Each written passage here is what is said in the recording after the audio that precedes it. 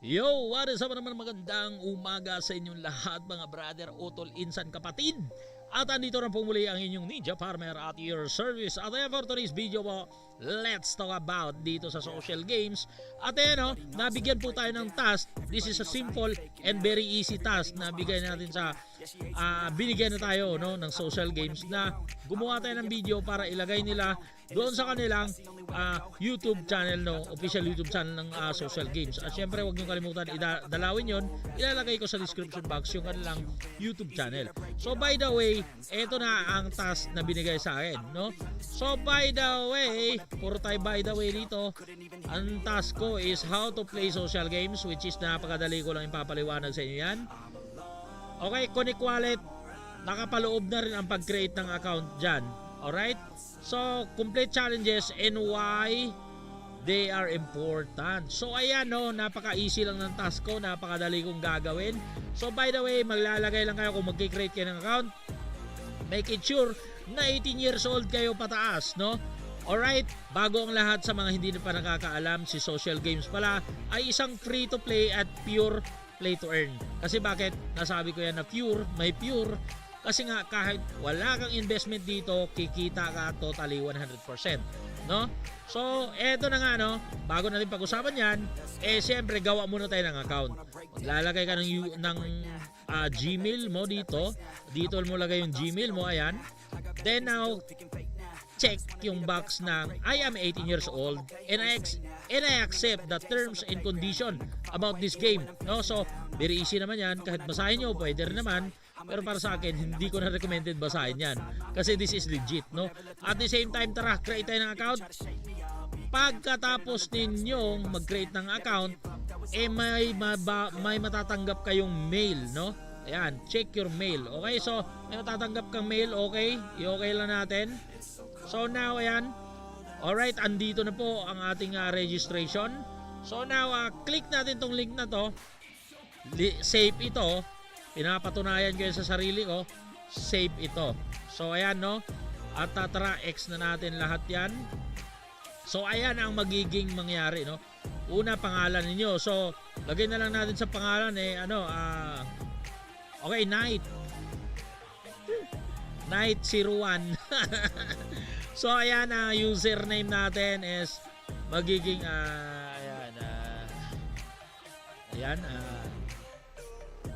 okay, so Night 01 din. Okay, pwede na rin siguro yan. Ay wait, mali yung name. So mali yung name. Lalagay na lang natin na Alex. Okay, Alex Brady. Alasan trip, So by the way, sa password kayo nang bahala. Pero ayan, lalagyan natin ng password na malupit, which is very easy. Okay, so ayan, very easy lang yung password ko. Okay, then now at mail, syempre ilalagay nyo male, female, bahala kayo dyan. Okay, so now male ako, syempre male ako. So by the way, ayan, Philippines tayo syempre. At yung birth date mo, so ayan, lagay natin, okay, birth date. Okay. So ayan na mga insan. At syempre, invitation code kung meron kayo. Pero ayan, itong video na to is hindi ito para sa gano'n, So I am ayan, save nyo. Alright, So now, pwede kayong mag-skip or pwede kayong maglagay ng picture, So pwede tayong maglagay ng picture. Mag-browse tayo. So ayan, pwede itong GCash. Bakit si GCash nilagay natin dyan? Pero ayan, pwede tayo, ayan, submit natin. Pero pwede nyo rin yan, pwede rin kayong tawag nito. So ayan, by the way, dito na sa linking tayo ng wallet. So now, andito ako sa account kong isa. So ngayon, ilalagay ko to sa account number 3 para, wait lang tayo, ayan. Lagyan natin sa account number 3 at make it sure na naka-polygon mainit, Naka-polygon kayo. So finish the progress. Mamaya na natin i-link ang ating wallet. So now, pwede na nating ano to, ano yung ating login natin. Kung titignan natin ako nagawa na ba yung ating account. Ito na nga mga insan, mga kapatid, no. So magli-link na tayo ng account. So ayan, link natin yung ating account, link. Then C-wallet. So ayan, at titignan natin yung dulo. Okay, so tama, no. So link wallet natin. Ayan. And then I think that is good. Good na siya, no. So ayan.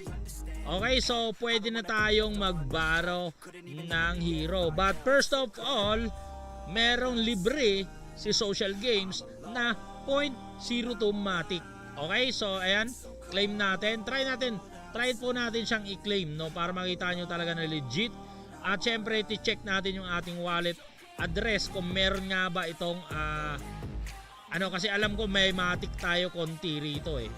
Okay, may Matic tayo na konti. Ayan, 0.0001, tatlong 0 tas 1 ha. Titignan natin kung madadagdagan ba yan. So ayan, kasi ang bibigay 0.02. So claim natin, then connect properly ang sabi dito. So I think hindi nakakonect ng proper. Hindi daw nakakonect ng proper. Okay, so ayan, I think we will refresh, no? We will have take a refresh. So refresh tayo. Yeah. So ayan, claim natin yung Matic. Alright. Okay, Matic send successfully. Nice ha. Nice, very nice. We will check that. Okay. Okay. We will check that. Oh, you see? Diba? Nakita nyo lahat. Andyan na. Okay, 0.02 Matic. So, legit, diba? So, now, magbabaro tayo ng hero ngayon. So, ayan, let's go to borrow NFT. Then, click yung borrow NFT. Then, pupunta po tayo doon sa tinatawag natin na Cybercorp Shop. Okay? So, ayan, nabandi tayo.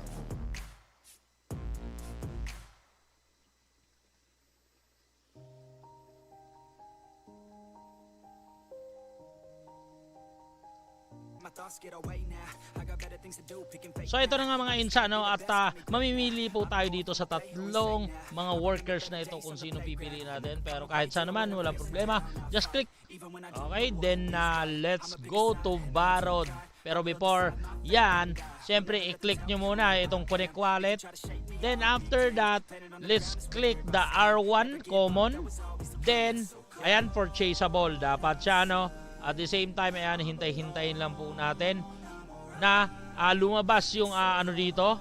Lumabas yung pwedeng borrowed. Ayan, okay. So lumabas na, no?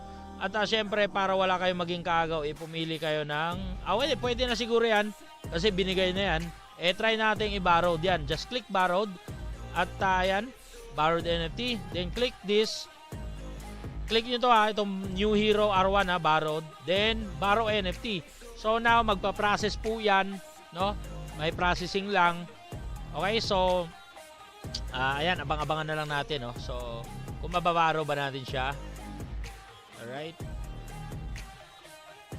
Konting pasensya lang sa mga ganito kasi minsan nakadepende po sa lakas po ng internet niyo or sa inyong internet connection, no? Nakadepende po ang kung gaano katagal. So, ayan, I think babalitaan ko kayo kapag agad-agad umano yan, no? Alright, no? So, mga insa, nakikita ninyo, meron pong fee na 0.004 Matic, so napakababa lang. So, let's confirm it.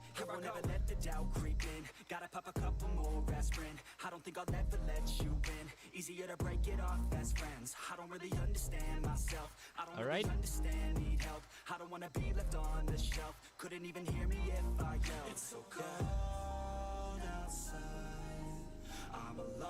So alright mga insan, mga kapatid, at okay na po ang ating hero.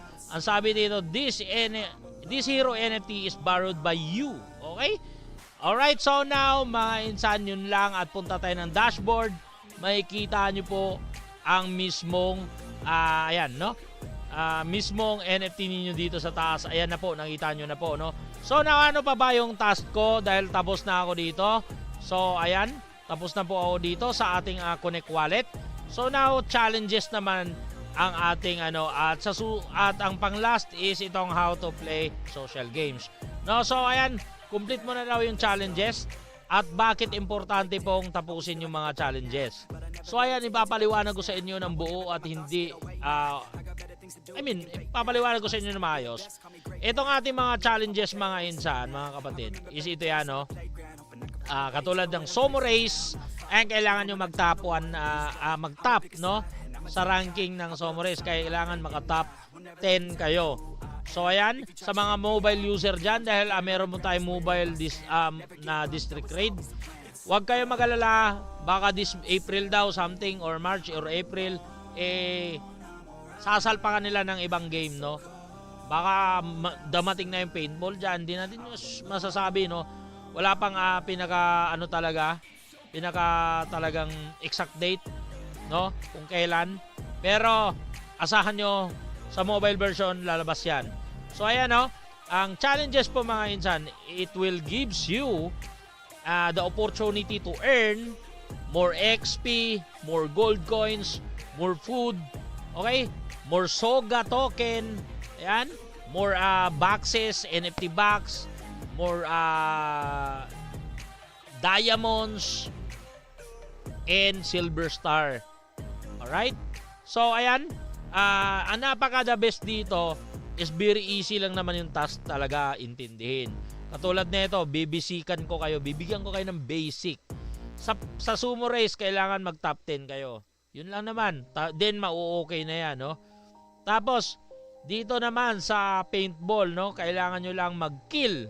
Okay? Sumali kayo sa arena deathmatch. Mag-kill po kayo ng 5 times lang, then okay na yan. So ano ba, bakit ba pinapagawa itong mga challenges sa'yo? No? Para lang naman, sa kaalaman mo, additional po na mga items, currency, at the same time, baka makakuha ka pa ng NFT dyan, no? Katulad niyang mga boxes na yan, pag binuksan mo yan, dito, magkakaroon ka ng mga kung ano-anong mga parts, no, body parts ng mismong NFT. So by the way mga insan, eto na, hindi na natin pahabain. Ituturo ko na sa inyo kung paano lalaruin po ang social games. So bago ang lahat, eto na nga, no, ang social games po ay isang leaderboard na klase na game, no? So kikita ka dito through leaderboard. So monthly po ito. At ayan, kung makikita nyo, meron tayong amateur, pro at Star League dito, no, sa mga insan, no. So now mga insan, masasabi ko sa inyo dito, ang kikitain nyo dito talaga is Matic, no. Kaya yan, yung iba kumikita na ng Matic dito. So now, bago ang lahat yan, syempre napakarami nating isa sa alang-alang dito, which is dapat nagagawa nga natin yung ating mga challenges para nga yan talagang no, para talagang mag-progress dito sa game na to. So by the way mga insan, ayan nga, tara, punta na tayo sa pinaka magiging gameplay. So ayan, dito sa Soga City mga insan, ipapakilala ko sa inyo ng madalian ang laro nang hindi pinapasok yung mismong game. Kasi masyado nang mahaba at napakarami na naman naming content dyan about dito. Pwede nyong panoorin isa-isa. So by the way mga insan, marami nakatoka sa amin sa game. Si Bro Arwel nakatoka sa District Raid. Panoorin nyo yung kanyang District Raid na paliwanag. Nakatoka naman si Bro JC sa Zomo Race. Kaya meron din siyang gagawin para dyan. So by the way, pahahapyawan ko na lang kayo. Itong District Raid, islabanan po ito ng mga NFTs, no? Atakehan ng mga NFTs. Ayan, so magkaka-earn ka doon ng Silver Star at kung ano-ano pa, katulad ng mga gold coins and diamonds and kung ano-ano pa, no? So ayan, hindi lang yan, syempre may XP doon na which is magpapataas ng score mo at magpapataas ng rank ng iyong account. So, ano pa ba? Katulad dito sa Somo Race na takbuhan ito, paunahan na makarating, kailangan ilagan mo yung mga obstacles, napakaraming obstacles dyan sa loob na dapat mong ilagan, dapat mong iwasan hanggang makarating ka sa finish line at makukuha mo ang pinaka-reward which is XP, gold, kung ano-ano pa at may madadaanan kang mga ano sa game, no? Like diamonds, food, alright? Na kung saan magagamit mo sa pag-progress ng iyong mga NFTs dito. So, ano pa ba? Paintball, no? Hindi ko alam kung sino nga nakatuka sa paintball, pero pagpipilian pa yan. Pwedeng kay Cheese Gaming or pwede rin kay Game Master, no? So now, sa paintball naman is barilan lang talaga yan na parang mala Counter-Strike siya. Pero hindi naman talaga siyang ganun na ganun, no? So by the way, yung larong paintball, which is lagi naming nilalaro yan, dati, no? Pero ngayon medyo hindi na masyado. Pero nung mga nakaraan, talaga nilalaro namin yan gabi-gabi. Kami nila Bro Arwell, no? Nila Bro Game Master, nila Bro JC De La Torre. So, ano ba ang gameplay dito? Meron pa ditong combat na tinatawag. Meron mga pa-tournament yan. Parang katulad yan ng District Raid. Pero ito, hindi masyadong pansinin, no? Yung combat. Kasi arcade game yan eh. Yung combat eh. So, by the way, ano pa ba? Meron pa ditong daily mech, which is yung parang boss, no? Boss yan. Inaatake namin yan araw-araw, no? At ang pwede namin makuha dyan, mga insan, mga kapatid, is yung ating tinatawag na Soga token, no? Yan ang pwede natin makuha dyan. So, guild yan, club yan, club. May club kasi tayo dito, which is, yun yung pinaka pwede nating maging parang teamwork, magiging team battle, parang ganyan ang dating, ano. Kasi yun nga, kailangan natin mag-participate to attack that kind of boss. So that by end of the season or by end of the month something, mag-earn po tayo ng tinatawag na soga. So, ano ba ang importante dito? Meron naman tayong grinders. Gameplay lang naman, how to play lang naman yung pero ipapaliwanag ko na lang lahat itong nandito. Itong grinders, mga insan, is dito po natin pinapalevel yung ating mismong NFT.